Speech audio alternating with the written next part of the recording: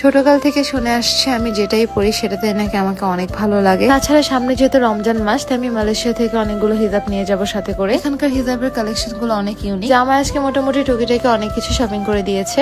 আসসালামু আলাইকুম। এত পরিমাণে ঘোরাঘুরি করতে ব্যস্ত হয়ে গেছে যে ব্লগ যে এডিট করবো সেটা সময় পাচ্ছিলাম না, বাট এখন থেকে ইনশাল্লাহ আপনারা আবার আগের মতো রেগুলার ভিডিও পাবেন। বাংলাদেশে থাকলে সবসময় বাহিরের খাবারগুলোই বেশি খাওয়া পড়ে, কিন্তু বাহিরের দেশে আসলে আমার সবচাইতে বেশি মন চায় বাঙালি খাবারগুলো খেতে। কোলাজেনে হোয়াইটনিং জুসটা এমন কেউ নাই যারা চেনেন না। এই জুসটা মেইনলি একদম ন্যাচারালি আপনাদেরকে ভেতর থেকে ফর্সা করবে। এইটার টেস্ট সম্পর্কে যদি বলি অনেক অনেক মজার। এটা আপনারা পেয়ে যাবেন ফেসবুক পেজ বিউটি ওয়ার্ল্ড কালেকশনে। তাদের পেজটাকে এই ভিডিওর ক্যাপশনে আমি মেনশন করে দিচ্ছি।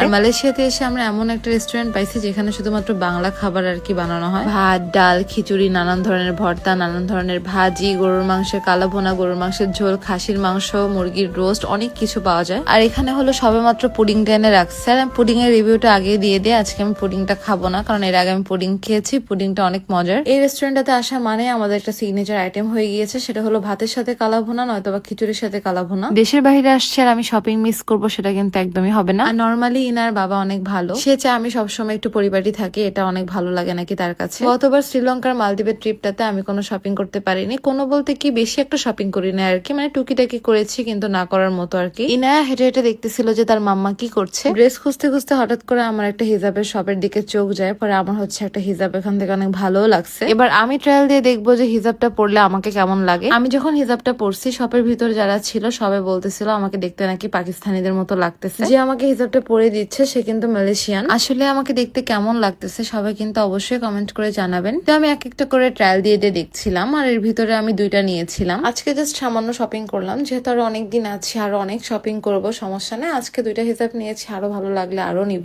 এরপর ইনায়াকে একটা খেলনা কিনে দেয় ইনায়ার বাবা, আর আমার মেয়ে তো ফোনটা পেয়ে মহা খুশি। ফোনটা দেওয়ার সাথে সাথে ফোনটা কানে নিয়ে বলতেছিল হ্যালো হ্যালো। আর এই জিনিসটাকে শিখাইছে হচ্ছে আমার আব্বু, মানে ইনায়ার নানা। কারণ বাংলাদেশে তো ম্যাক্সিমাম টাইম বাহিরে কাজে থাকা পড়ে, আর ইনায়া তো বাসাতেই থাকে। যখন আমাকে ফোন দিয়ে কথা বলানো হয় ওর সাথে, ওইভাবে করে শিখে গেছে। সেই ফোনটা পেয়ে অনেক অনেক হ্যাপি। এটাই তার কাছে আইফোন 18 প্রো ম্যাক্স। টুকিটাকি শপিং শেষ করে আমরা বেরিয়ে পড়ি, আমরা আরেক জায়গায় ঘুরতে যাবো। আজকে বাইরে কিন্তু অনেক বৃষ্টি ছিল। মালয়েশিয়াতে কিন্তু এখন অনেক অনেক গরম। এই দেশের ওয়েদারটা খুব অদ্ভুত একটা ওয়েদার, কারণ এই দেশে হঠাৎ বৃষ্টি আবার হঠাৎ অনেক গরম, মানে শীতের বেশি একটা কোনো ইয়ে নাই। যখন বৃষ্টি পড়ে তখন হালকা হালকা শীত লাগে, বাট এছাড়া অনেক অনেক অনেক গরম। আর এই গরম ঠান্ডার কারণে ইনার হচ্ছে এখানে এসে অনেক ঠান্ডা লাগছে। আসলে বাচ্চা কাচ্চা খুবই সেন্সিটিভ, 19 থেকে 20 হলে ঠান্ডা, জ্বর, কাশি মানে লেগেই থাকবে। যে বললাম আমি শপিং করতে অনেক ভালোবাসি, আর ইনার বাবা হচ্ছে আমাকে শপিং করে দিতে পছন্দ করে। আবারও শপিং করতে চলে এলাম। এই মার্কেটটা কিন্তু মালয়েশিয়াতে খুবই পপুলার একটা মার্কেট। এটার নাম মেবি চায়না মার্কেট ছিল, আমার অ্যাকচুয়ালি নামটা প্রপার ভাবে মনে নাই। এসে দেখলাম যে মিস্টার বিনের ডলটা। এরপর আমি পান্ডাইস থেকে আমার জন্য একটা ব্যাগ নিই। ব্যাগটা মেবি বাংলাদেশি টাকা 3,500 টাকা নিয়েছে। এরপর আমি ইনার বাবার কাছে আরেকটা বায়না করি, সেটা হলো আমাকে হচ্ছে এই ব্যান্ডটা কিনে দিতেই হবে। পরে ওই ব্যান্ডটা চেঞ্জ করে আবার এই ব্যান্ডটা নিলাম। ইনার বাবা বলতেছিল যে টুকিটাকি এখন শপিং করো, বাট যেদিন বাংলাদেশে যাবো তার একদিন আগে হচ্ছে তুমি লাগেজ ভর্তি শপিং করো, কোনো সমস্যা নেই, বাট এত আগে আগে করে কোনো দরকার নেই। এরপর চলে আসি আমি ফল টেস্ট করার জন্য, আর এই ফলটার নাম মেবি রামভুটান। বাংলাদেশে কিন্তু খুব এক্সপেন্সিভ একটা ফল এটা, বাট এই দেশের প্রাইসটা কিন্তু মোটামুটি ভালোই সস্তা। অনেকের মুখে শুনছিলাম যে ফলটা খেতে নাকি আসলে লিচুর মতো। সত্যি কথা বলতে কি হ্যাঁ, লিচুর মতনই অনেকটা, বাট লিচু তো